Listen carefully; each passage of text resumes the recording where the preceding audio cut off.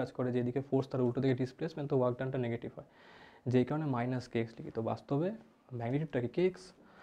তো আমি বলতে পারি যে ওমেগা স্কোয়ার মানে কি, that is equal to K by M.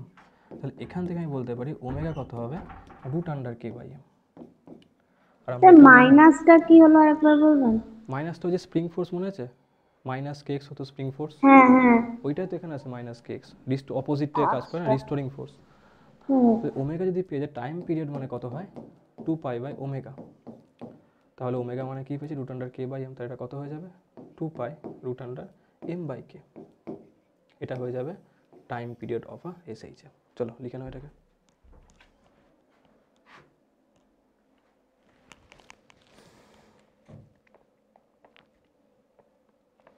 তোমরা ভিডিও আরও পাবে, বুঝতে পেরেছো। আমি মানে আমার এই গলার প্রবলেমটার জন্য এই ভিডিওটা রেকর্ড করতে পারছি না, কয়েকদিন ধরে এত গলা ব্যথা হচ্ছে, বেশি কথা বলতে পারছি না, ওই কারণে আমি ভিডিওটা দিতে পারছি না। মানে বায়োর ভিডিও যেগুলো পাঠিয়েছিলাম সব কিছু তোমরা পাবে আবার। ঠিক আছে স্যার। বায়োর ভিডিওগুলো দেখেছিলে? ভিডিওটা একটাই তো পাঠিয়েছিলাম। হ্যাঁ ভালো লেগেছে? হ্যাঁ। ও কিন্তু না ভালো লাগলেও বলবে এখন। না ভালো লাগে, আমার বায়োলজি ভালো লাগে। ওখানে শুধুমাত্র কি বলতো, ইচ্ছা করেই করছে, কেন কি শুধু এনসিআরটিটা থেকেই তো কোয়েশ্চেনটা করে। হ্যাঁ, এনসিইআরটির পার্টগুলোই আপনি তুলে ধরেছেন, হ্যাঁ মানে তো পুরো, মোস্ট ইম্পর্টেন্ট হ্যাঁ পুরো পয়েন্ট ওইগুলো। এনসিআরটিটাকে আমি ওরকমভাবে রিড করে দেবো বাংলাতে, তো তোমাদের সুবিধা হবে, তোমাদের এনসিআরটিটা পড়তে হবে, কারণ কোয়েশ্চেন দেখো, তুমি যত বই পড়ো, যত ইনস্টিটিউটের মেটেরিয়াল পড়ো, এইটুকুনি মাথায় রাখো, কোনো কাজের নয় কোনোটাই, কিন্তু একটাই কাজের বই, সেটা হলো এনসিআরটি।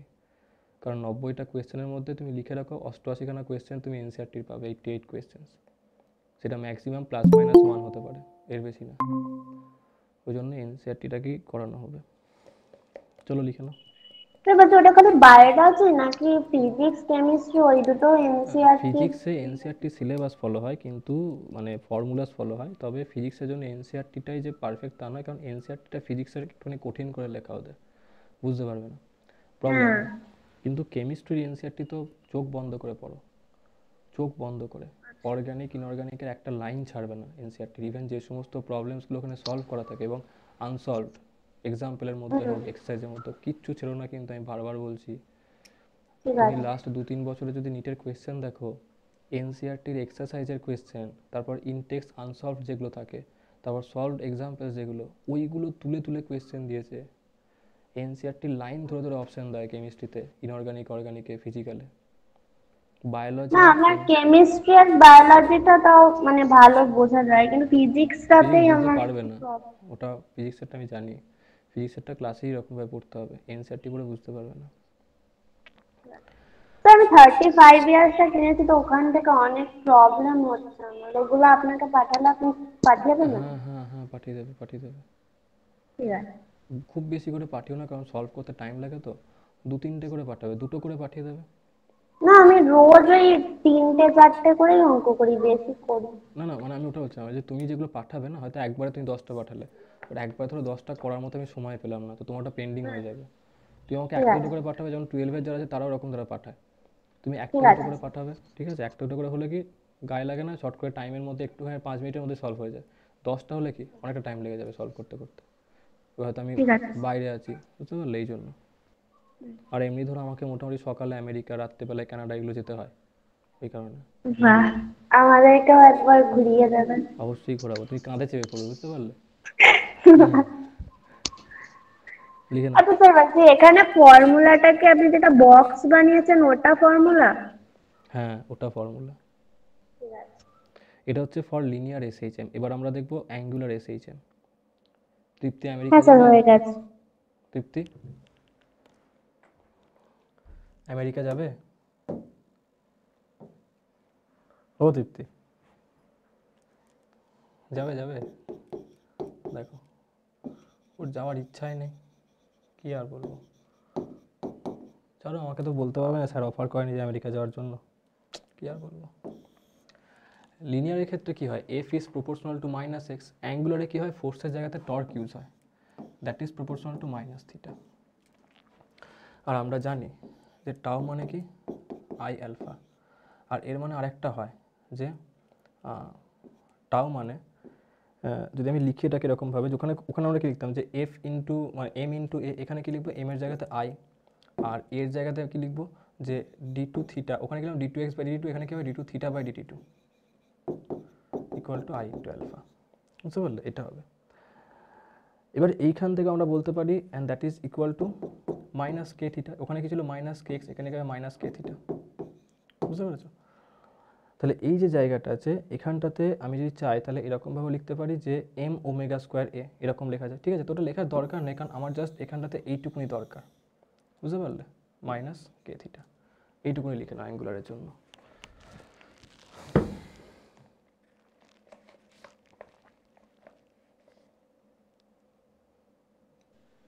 হ্যাঁ স্যার, হয়ে গেছে। আচ্ছা বলছি, লিনিয়ার এসএইচএম এর জন্য কি বলেছিলেন? মানে এখানে যেমন torque radius to minus alpha লিখেছেন। লিনিয়ারের জন্য ফোর্স হয় F equal to minus k x, লিখেছিল তো? হ্যাঁ। ওইটা হয়। আর এখানে কি হবে, ফোর্সের জায়গাতে টর্ক হবে, কারণ অ্যাঙ্গুলার হচ্ছে, রোটেশন হচ্ছে, তাই না? ঠিক আছে। এখানে কি হবে, টর্ক হবে। টর্ক ইকুয়াল টু, ওখানে কি ছিল মাস ইন্টু অ্যাক্সেলারেশন, আর এখানে কি হবে এম ইন্টু এ, মানে এখানে কি হবে সরি আই ইন্টু অ্যালফা। তো আইটা কত, ওটা অ্যালফা, মানে যদি এ মানে d2x বাই dt2 হয়, এখানে কি হবে d2 থিটা বাই dt2, কারণ অ্যাঙ্গেলের টার্মে লিখবো আমি জিনিসগুলোকে। বুঝতে পারলে? ঠিক আছে। খুব সিম্পল জিনিস, মানে বোঝা খুব সম্ভব, কোনো চাপ নেই।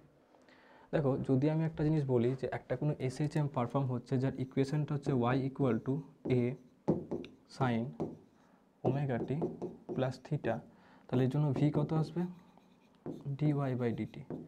তো যেটা আসে এটা এ omega sine omega t plus theta. যদি আমি এ বার করি তাহলে আমাকে আবার ভি এর ডিফারেন্সিয়েশন করতে হবে। তার জন্য কি আছে, সবসময় জানবে এই ওমেগাটা সামনে চলে আসবে, আর কিচ্ছু হবে না, যা সাইনটা কসে কনভার্ট হবে।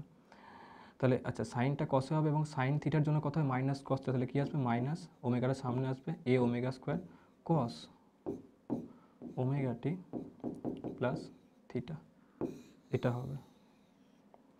বুঝতে পারলে? এই হবে জিনিসটা। তুমি লক্ষ্য করো যে যদি আমি বলি যে ভি এর ভ্যালু ম্যাক্সিমাম, ভি এর ভ্যালু ম্যাক্সিমাম মানে কি, সাইন থিটার ভ্যালুটা ম্যাক্সিমাম, সাইন থিটার ভ্যালু ম্যাক্সিমাম কত ধরো 1, সাইন থিটার ভ্যালু ম্যাক্সিমাম 1 কখন হয়, যখন থিটা 90 ডিগ্রি অ্যাঙ্গেলে হয়, তাই না? তাহলে যখন আমি বলবো যে এই সাইন মানে ওমেগা টি প্লাস ফাই এটা যখন 90 ডিগ্রি হবে, সেই ক্ষেত্রে এটার ভ্যালু ম্যাক্সিমাম হবে। তাহলে এখান থেকে আমি বলতে পারি যে ভি ম্যাক্স কত হবে, যখন এর ভ্যালু 1 হবে, মানে এ ওমেগা।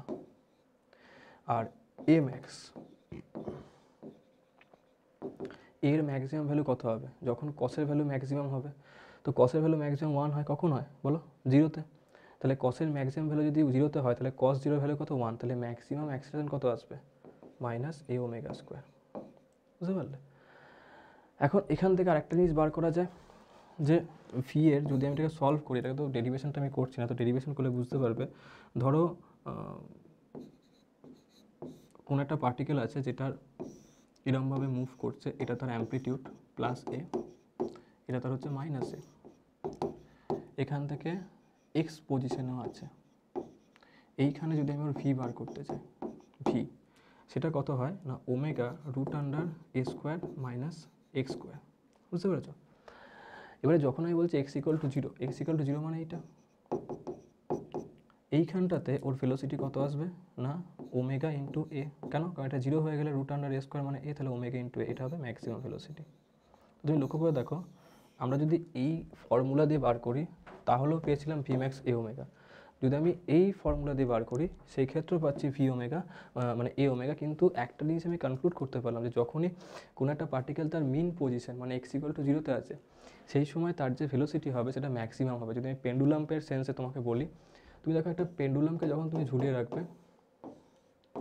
তাকে তুমি অসিলেট করাবে, সেটা একবার এখানে আসবে, আবার একবার এখানে আসবে, তারপর আবার এখানে আসবে, এবং এই মোশনটা তার হতেই থাকবে।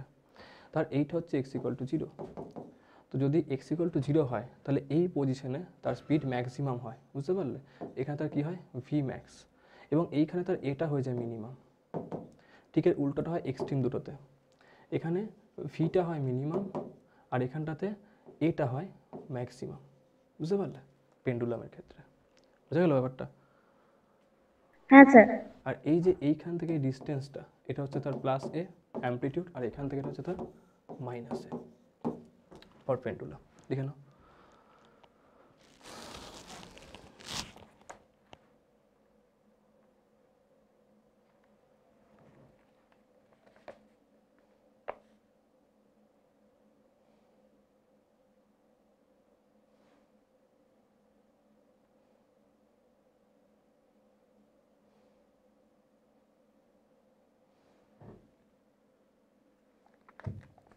এই এক সেকেন্ড দাঁড়াও দাঁড়াও দাঁড়াও, এটা ভুল হয়ে গেছে।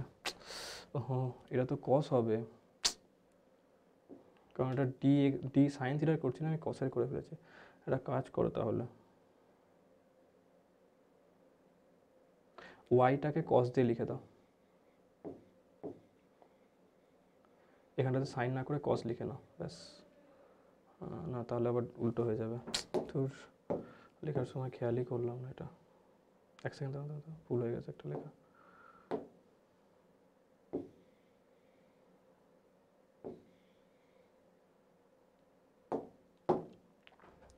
এটা হচ্ছে সাইন ছিল না, তাহলে এটা কত হবে কস, তো তাহলে এটা কত হবে মাইনাস সাইন, বুঝতে পারলে? তাহলে V equal to zero maximum কখন আসবে, যখন কস হচ্ছে 0 ডিগ্রি। হ্যাঁ, এবার ঠিক আছে, বাকি সব ঠিক আছে, অসুবিধা নেই, লিখে নাও। শুধু ভি এরটা চেঞ্জ হলো? ভি আর এ দুটোই চেঞ্জ হয়ে যাবে, সাইন আর কসটা আমি উল্টো লিখে দিয়েছিলাম লেখার সময়, খেয়াল করিনি। এখন ঠিক আছে, লিখে নাও।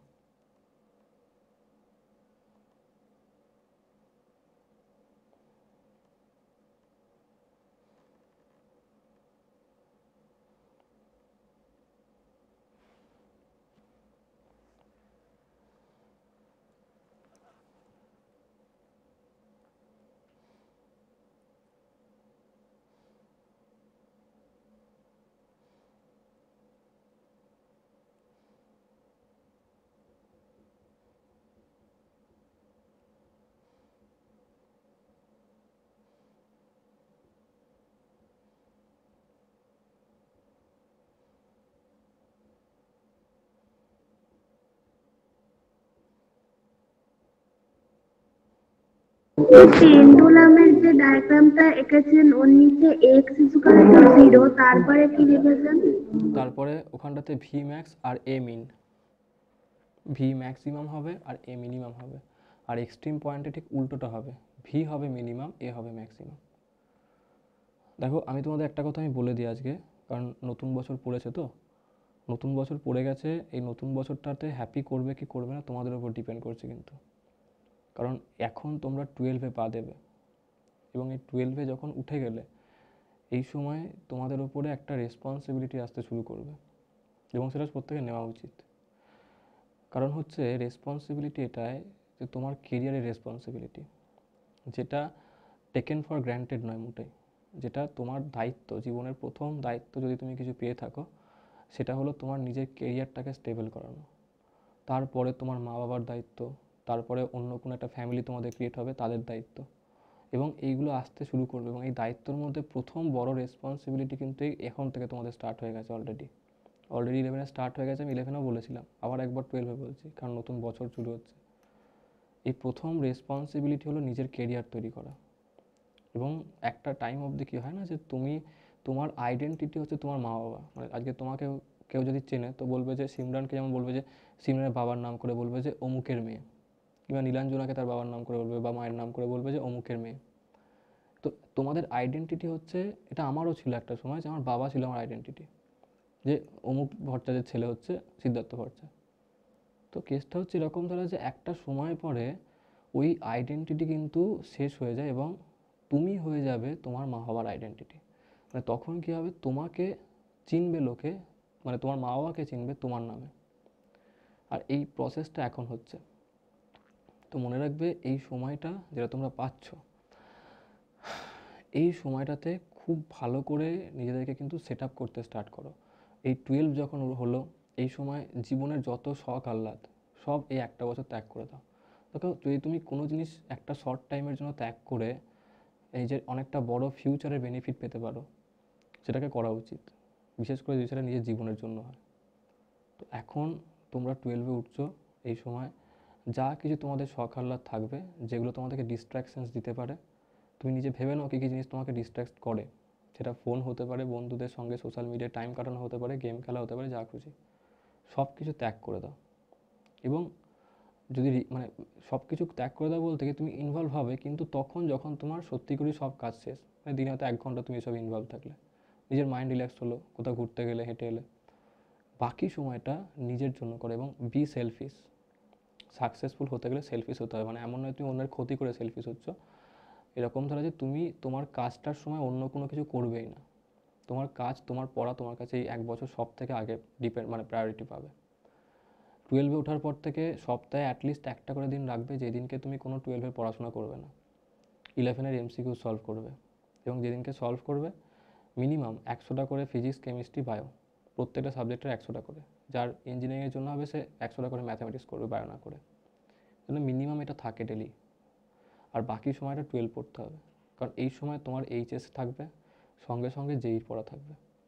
এই ট্যাকেল করাটা কিন্তু তোমার ওপর ডিপেন্ড করছে ভাই, এটা মেনটেন করতে হবে তোমাকে, নাহলে মুশকিল হয়ে যাবে।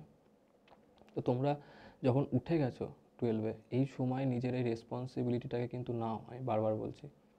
এই সময়টা হচ্ছে এমন একটা সময় না 12-এর সময়, যেইখান থেকে তুমি দেখবে তোমার যে মেয়েটা বা যে ছেলেটা তোমার পাশে বসে পড়া করছে, সেই ছেলেটা বা মেয়েটা ইদার তোমার থেকে অনেক আগে কোথাও একটা চলে গেল আর তুমি কিচ্ছু করতে পারলে না, কিংবা তুমি অনেক কিছু করলে সে কিছু করতে পারলো না। জাস্ট এই একটা বছর পরে তুমি দেখবে মানুষ কীভাবে চেঞ্জ হয়।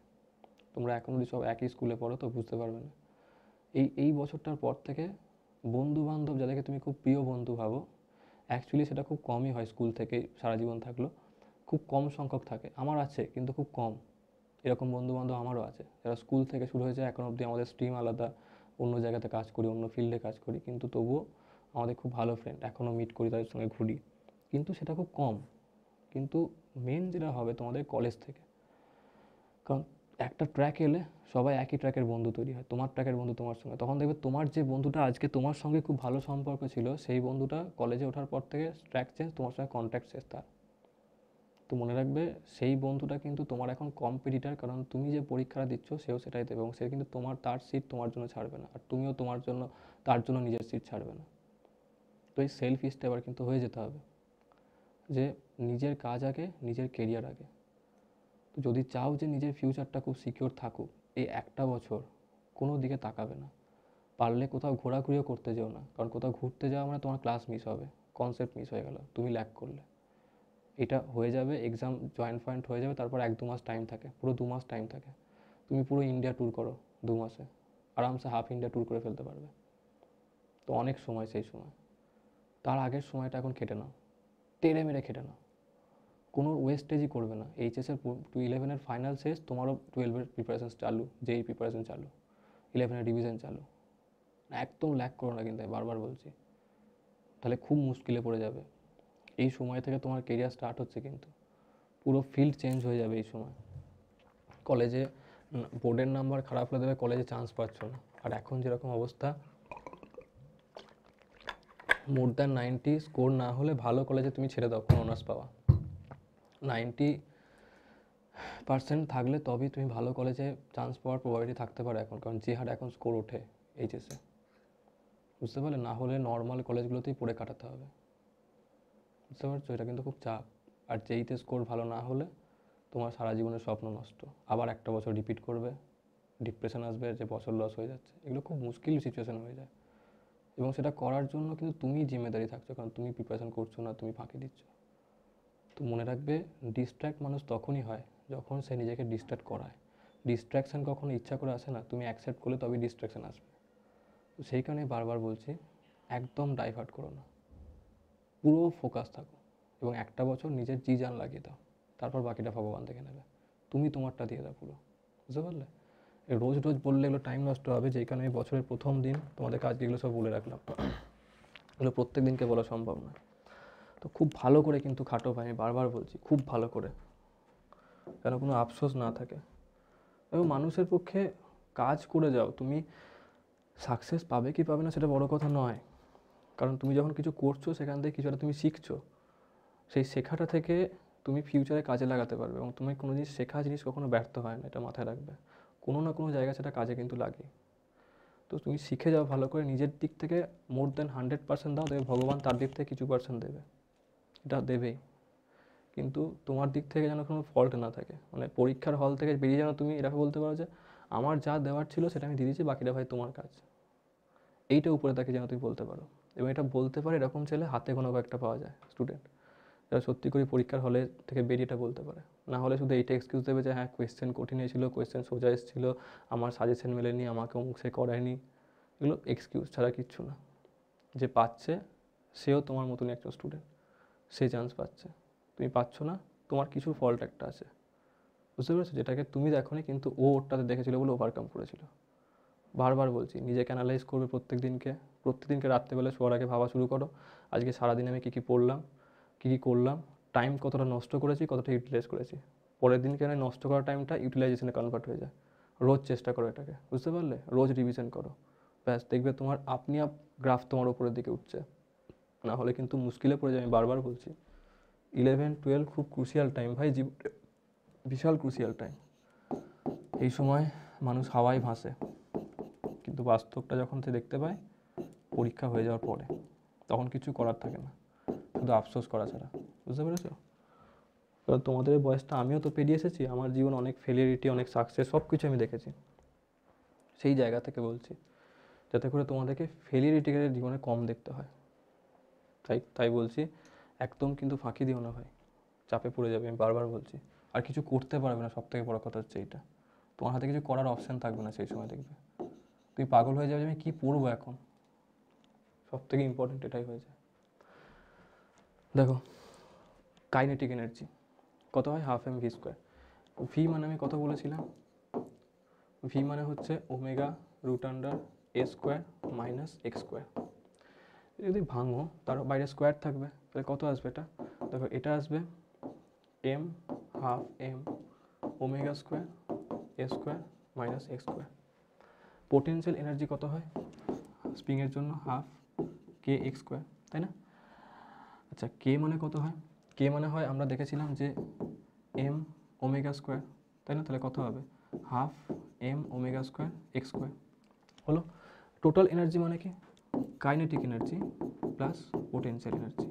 দেখো যখনই আমি কাইনেটিক আর পোটেনশিয়ালকে যোগ করব, এই হাফ এম ওমেগা স্কোয়ারটা ভেতরে আসবে, তাহলে কত আসবে? Half M omega square A square minus half M omega square x square. যখন যোগ হবে তখন এই plus half M omega square x square আর এই half M omega square x square minus দুটো ক্যান্সেল আউট হবে, তাই না? তাহলে পড়ে থাকবে কি?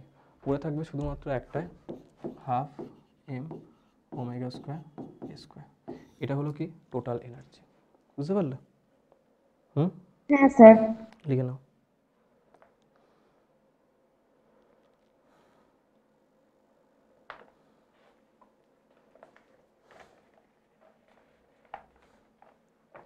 হ্যাঁ স্যার হয়ে গেছে। হয়ে গেছে, ঠিক আছে।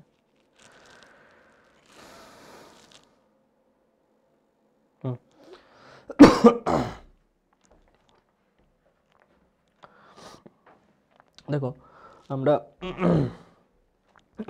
একটু আগে দেখলাম যে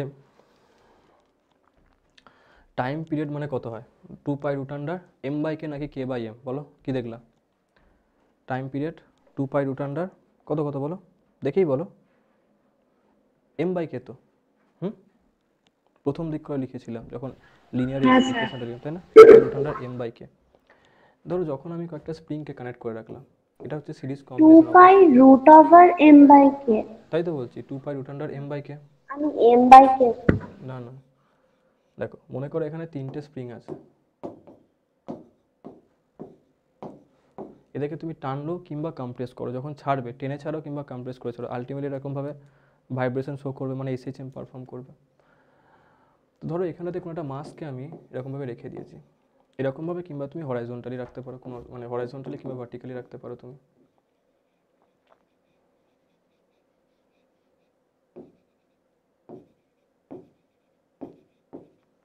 এদের জন্য যে ইকুইভ্যালেন্ট স্প্রিং কনস্ট্যান্ট আছে সেটা হয় কত? 1/k = 1/k1 plus 1/k2 plus 1/k3।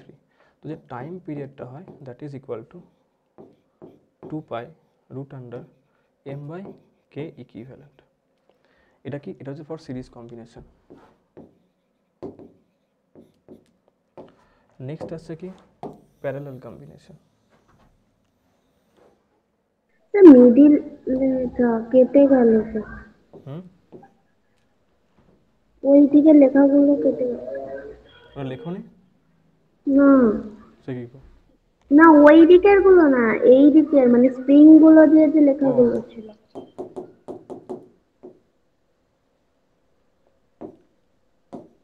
হুম, এটা হচ্ছে সিরিজ। নেক্সট আসছে কি প্যারালাল কম্বিনেশন।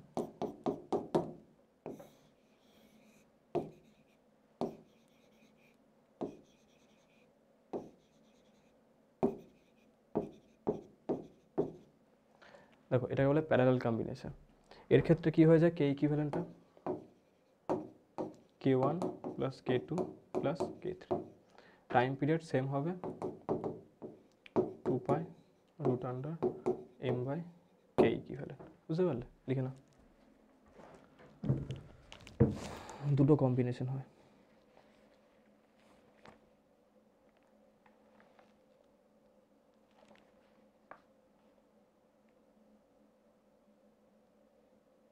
স্যার বলছে রাইট সাইডে ওই স্প্রিং দিয়ে যেটা লিখেছেন 1/k3, তারপর রুট ওভার m/k ইকুইভ্যালেন্ট, হুম, ওইগুলো কিসের?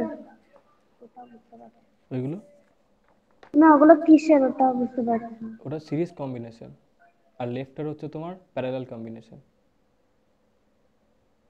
বুঝতে পারলে? বুঝতে পারছো কি? না বুঝতে পারলাম না। দেখো স্প্রিংগুলোকে তো পরপর সেট করা আছে, এখানেও পরপর। এই কম্বিনেশনগুলোকে বলা হয় সিরিজ কম্বিনেশন করা, মানে তুমি পরপর স্প্রিংগুলোকে কানেক্ট করে রেখেছো। বুঝতে পারলে? তাদের হুম জন্য স্প্রিং কনস্ট্যান্ট কত হবে, একটা ইকুইভ্যালেন্ট ধরলাম।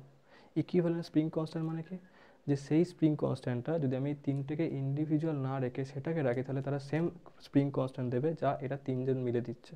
বুঝতে পারছো? হুম সেম লজিক এখানেও, এটাকে বলে প্যারালাল কম্বিনেশন।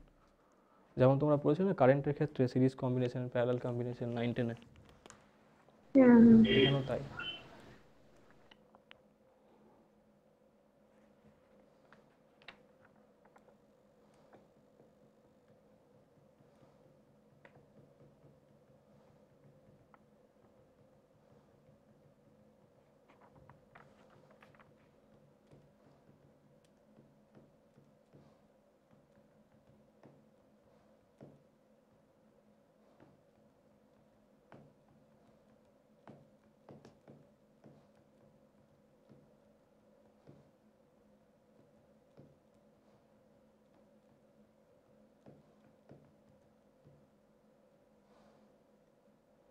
হলে বলবে। তাহলে দু তিনটে হয়ে গেছে পয়েন্ট স্যার। লেখানোর বাকি আছে, দু তিনটে পয়েন্ট হয়ে গেলে তারপর ক্লাস শেষ করে দেবো। আমাদের এসএইচএম পার্টটা শেষ হয়ে যাবে, ওয়েবটা পরের দিনকে আমরা স্টার্ট করবো। ওয়েবটা আজকেই করতে পারতাম, কিন্তু বললাম না গলার অবস্থা খুব খারাপ, মানে আমি বেশিক্ষণ কথা বলতে পারছি না, এত অবস্থা খারাপ হয়ে গেছে। স্যার লেখা হয়ে গেছে। ঠিক আচ্ছা আছে, হয়ে গেছে।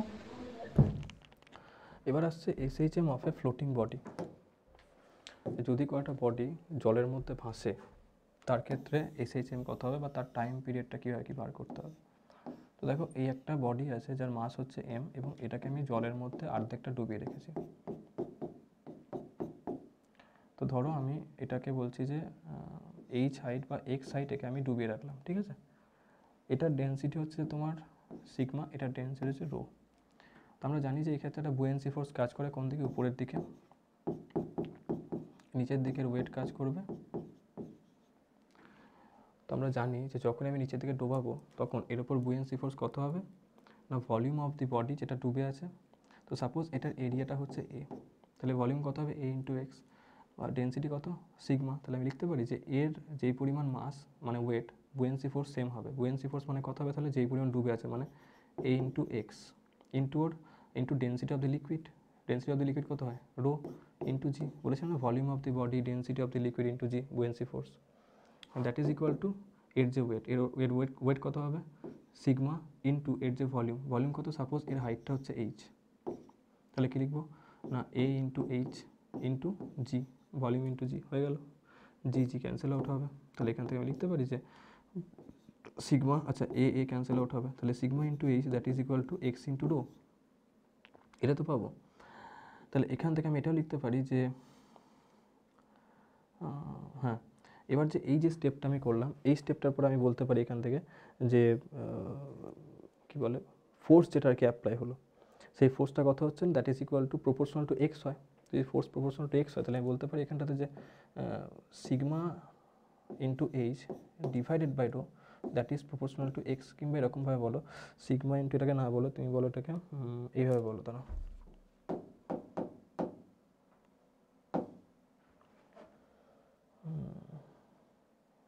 Sigma into H is proportional to x, বুঝতে পারলে? তো যদি এটা হয় তাহলে সেই ক্ষেত্রে এটাও দেখা যায় যে আচ্ছা এটাও তো কনস্ট্যান্ট, সিগমাটাও কনস্ট্যান্ট, সিগমাটাকে সরিয়ে দাও, তাহলে এইচ প্রপোর্শনাল টু এক্স এরকম লেখা যায়, তাই না? এখান থেকে আমি বলতে পারি যদি ফোর্স প্রপোর্শনাল টু এক্স হয় তার মানে এখানটায় স্প্রিং কনস্ট্যান্ট কত হবে।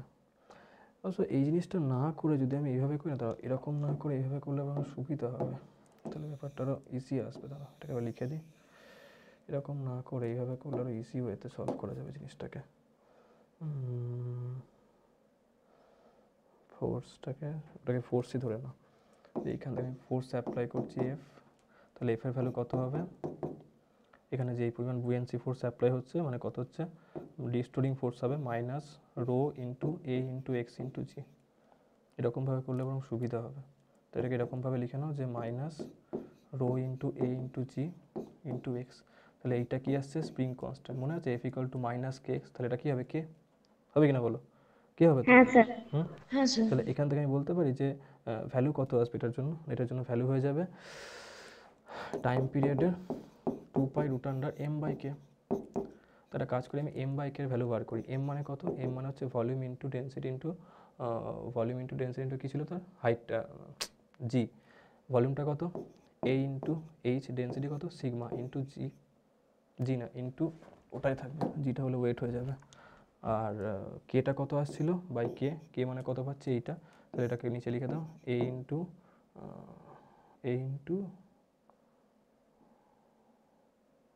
ফোর্সটা কত ছিল জানো, এইচটা কত আসছিল আমার, ওকে কেটা কত আসছে এ ইন্টু সি রো ইন্টু জি, এ ইন্টু রো ইন্টু জি, তাহলে এটা কেটে যাবে, তো আমার কাছে পড়ে থাকবে কত H sigma by rho into G, এখানে তাহলে পুট করে দাও 2π√এইচ sigma by rho into G, বুঝতে পারলে?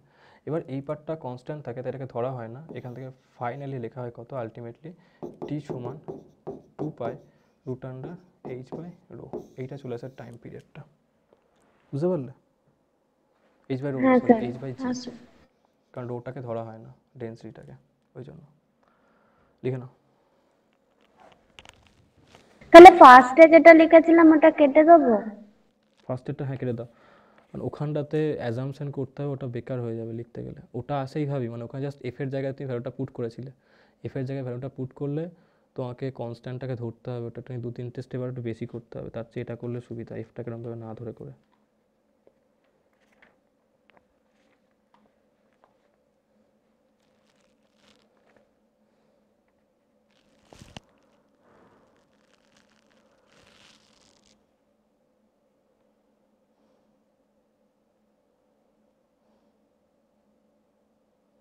হ্যাঁ স্যার হয়ে গেছে। চলো এবার দেখো, এবার হচ্ছে দুটো অসিলেশন হয়, একটা হচ্ছে ফ্রি অসিলেশন, একটা ড্যাম্পড অসিলেশন। ফ্রি আর ড্যাম্পড অসিলেশন, একটা ফোর্সড অসিলেশন, কিন্তু ওটা আমাদের সেভাবে নেই, আমাদের ড্যাম্পড অবধি পড়তে হবে। ফ্রি অসিলেশনটাকে যখন কোনো একটা বডি এরকমভাবে দুলে যাচ্ছে আরামসে, কোনো চাপ নেই, এবং সারাটা জীবন পৃথিবী যতক্ষণ অবধি ধ্বংস হবে একবার এরকমভাবে তার অসিলেশন স্টার্ট করছে মানে সারা জীবন এটাই তার চলবে।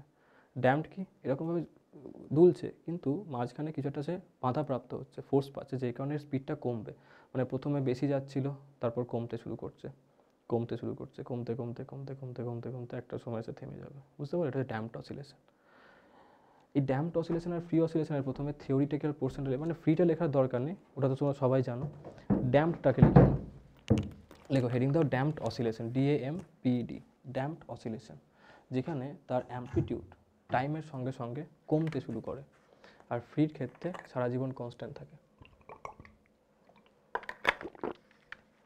স্যার পয়েন্টটা কি বললেন আরেকবার একটু বলুন। Damped oscillation, DAMPED।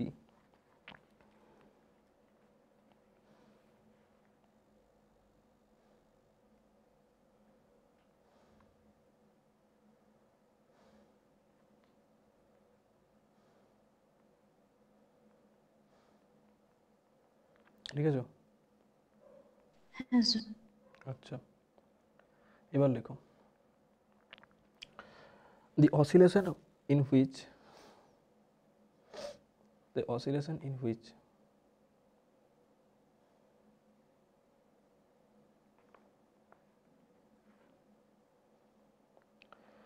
the amplitude decreases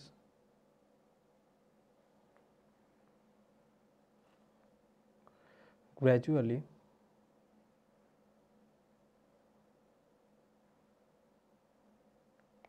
with the passage of time.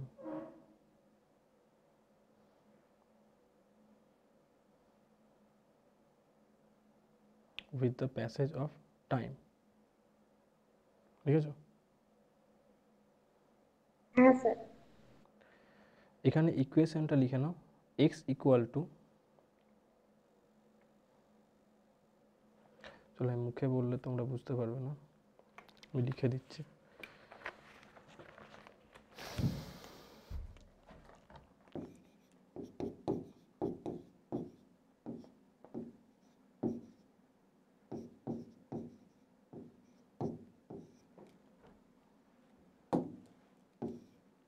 এটা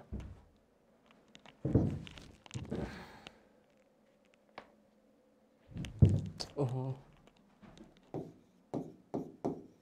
into cos omega dash T plus phi, এটা হবে ডায়ামিটার ইকুয়েশন। এবং এর ক্ষেত্রে দেখো E to the power minus something মানে এক্সপোনেনশিয়াল ডিকে বলা হয় এটাকে। নর্মাল যদি এটাকে আমি গ্রাফটাকে দেখি না, তো ধরো প্রথমে অ্যাম্পলিটিউড এরকম ছিল, নর্মাল যদি হয় সেই ক্ষেত্রে এরকম ধরো গ্রাফ পাওয়া যায়। দেখো অ্যাম্পলিটিউড কিন্তু কনস্ট্যান্ট থাকছে, সবসময় কনস্ট্যান্ট অ্যাম্পলিটিউড থাকবে। এখানে কি হয়, কমতে শুরু করবে, প্রথমে বেশি ছিল তারপর কমছে, বুঝতে পারলে? এইটা হয় ড্যাম্পড অসিলেশনে, কমতে থাকবে, এক্সপোনেনশিয়ালি ডিকে করে, এটা ড্যাম্পড অসিলেশনের জন্য। এবং এর যে এনার্জিটা সেটাও কিন্তু টাইমের সঙ্গে কমতে শুরু করে, এরকমভাবে কমে যায়। এটা হচ্ছে কে ম্যাক্স হাফ কে এ স্কোয়ার, টাইমের সঙ্গে এনার্জি ডিকে হয় এভাবে। দেখো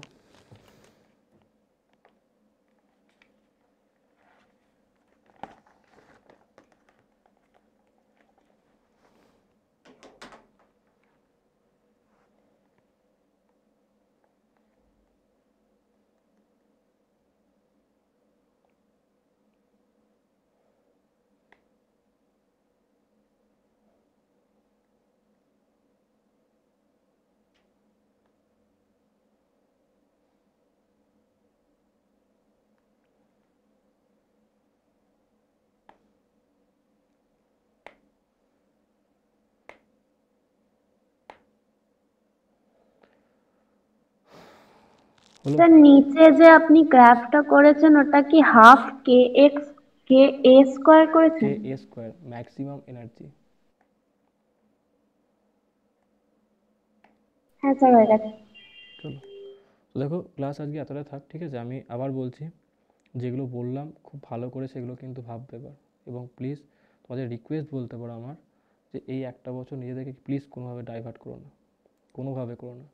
যখন মনে হবে কনফিডেন্স ল্যাক করছে, নিজের মনে মনে বলবে আই এম দ্য বেস্ট, আমি সব পারি। তোমার ব্রেন কতটা চাপ নিতে পারে তোমার কোনো আন্দাজ নেই। আমাদের ব্রেনের আমরা 1% ইউজ করি না, বুঝতে পেরেছো? বিবেকানন্দ আইনস্টাইন হয়তো তোমার 3% না 5% মতো মাত্র ইউজ করতে পেরেছিল, তাতেই এত কিছু করে ফেলেছে। তো তোমার ব্রেন কিন্তু অ্যাকচুয়ালি তুমি যা প্রেশার নাও তার চেয়ে লাখ গুণ কোটি গুণ প্রেশার হ্যান্ডেল করতে পারে, ক্যাপেবল। তোমাকে সেটা জোর করে করাতে হবে, তাহলেই হবে, বুঝতে পেরেছো? ওই জন্য যত পারো প্রেশার নাও, তোমার ব্রেনের ক্ষমতা আছে নেওয়ার। আর কখনো ভাববেই না যে আমার মাথায় প্রেশার আছে, এটা ভাবলে বরং প্রেশার বেশি হয়। তোমার সাবকনসিয়াস মাইন্ডকে তুমি যেভাবে ট্রেন করবে যে তুমি সব পারো, তুমি তোমার কোনো প্রেশারটাই তোমার কাছে প্রেশার নয়, তুমি যত বেশি প্রেশারই দাও না কেন তুমি ঠিক নিজের পারফরমেন্স বেস্ট দিতে পারবে। তোমার সাবকনসিয়াস মাইন্ড তত তোমার ব্রেনটাকে ট্রেন করবে যে আরে ভাই আমার যে মালিক সে আমাকে এরকমভাবে ট্রেন করিয়েছে, আমাকে এইভাবেই কাজ করতে হবে। আর ব্রেন এমন একটা অর্গ্যান আমাদের বডির, যেটা মানে তাকে আমরা যা বোঝাই সে কিন্তু তার অ্যাকর্ডিংই কাজ করে, বুঝতে পেরেছো? তো তুমি তাকে যা বোঝাবে সে কিন্তু সে অ্যাকর্ডিংই তার তোমার বডিকে তৈরি করবে, পারফর্ম করাবে। তো তাকে বোঝাও সবসময়। এবার সেটা তখনই সম্ভব যখন তুমি বারবার মনে মনে ভাববে, এটা বেস্ট একটা থেরাপি হয়। রাত্রিবেলায় ঘুমোতে যাওয়ার আগে তুমি কীরকমভাবে নিজেকে চাইছো সেটা ভাবতে থাকো এবং দিয়ে শো। তোমার সাবকনসিয়াস মাইন্ড অলরেডি ওটা ট্র্যাক করবে এবং তোমার কনসিয়াস মাইন্ডকে সেভাবে সে তৈরি করবে। বুঝতে পারলে? ওই জন্য বলছি খুব ভালো প্রিপারেশান করো, খুব ভালো করে মেহনত করো। এই যে প্রথম নতুন ইয়ারটা তৈরি হলো, যেন এই নতুন ইয়ারটা তোমার কাছে তোমার জীবনের একটি গোল্ডেন ইয়ার হয়। তৈরি করার দায়িত্ব তোমার। প্রত্যেকটা ইয়ার গোল্ডেন, কিন্তু সেটাকে as a golden year represent করাটা কিন্তু তোমার দায়িত্ব। বুঝতে পারলে? তো মনে রাখবে যেন এই বছরটা কোনোভাবে নষ্ট না হয়। বারবার বলছি, ফোকাসড হয়ে যাও, সিরিয়াস হয়ে যাও। যত বাজে হ্যাবিটস, যত বাজে ডিস্ট্র্যাকশন সব ছেড়ে দাও। এবং কিছু না, তুমি জিনিসটা করার পর যখন রেজাল্ট পাবে না, তখন তুমি আমাকে বলে যে হ্যাঁ স্যার রেজাল্ট পেয়েছি। এবং সেটা শুধুমাত্র তোমাদের আনন্দ হবে তা না, আমার যথেষ্ট আনন্দ হবে সেটা। কিন্তু করতে হবে তোমাদেরকে। বুঝতে পারলে?